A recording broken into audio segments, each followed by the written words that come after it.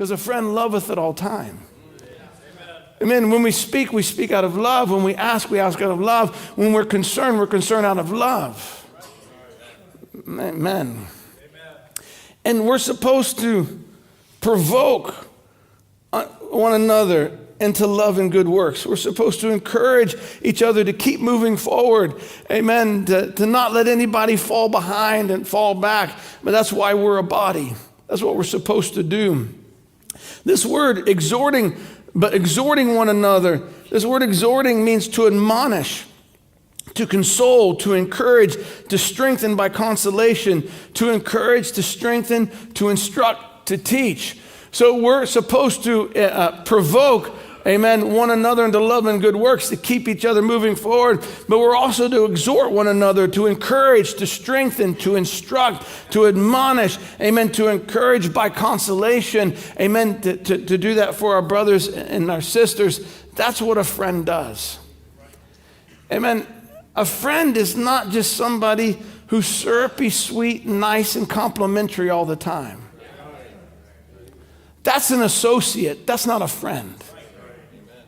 But a friend can ask you the hard questions.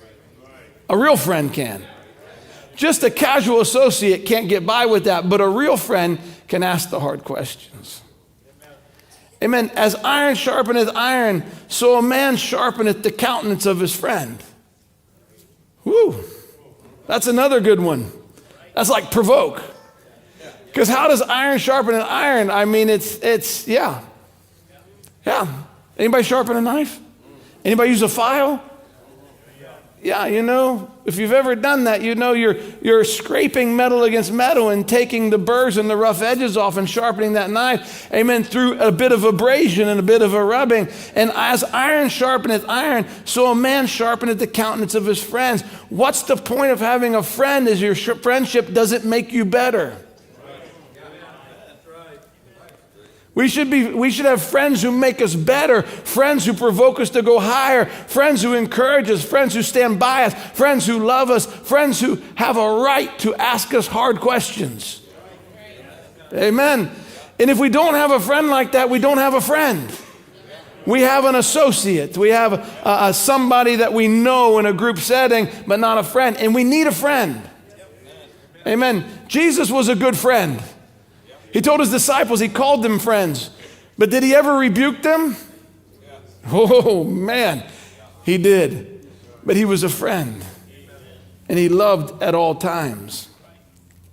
In Proverbs, it says, open rebuke is better than secret love. Faithful are the wounds of a friend, but the kisses of enemy are deceit. I love this. Faithful are the wounds of a friend. That's amazing. Has anybody ever had a friend call you out when you weren't thinking, weren't doing, weren't acting right? Did it hurt? Amen. I hope you appreciate it. I've learned to appreciate it. I've had friends who have called me out.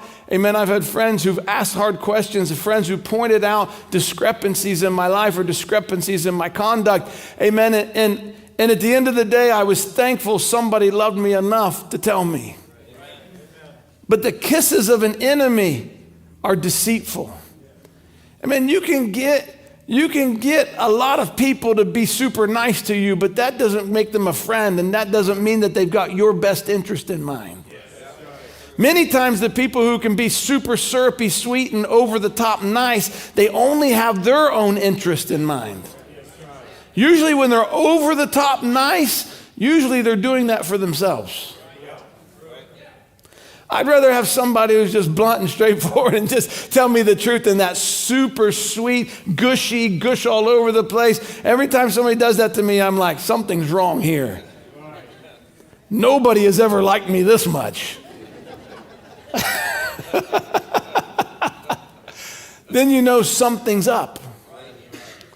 But faithful, the open rebuke is better than secret love. Faithful are the wounds of a friend. A friend can wound another friend in love. Remember, a friend loveth at all times. Amen. I've never had a friend wound me this way because they hated me, but only because they loved me.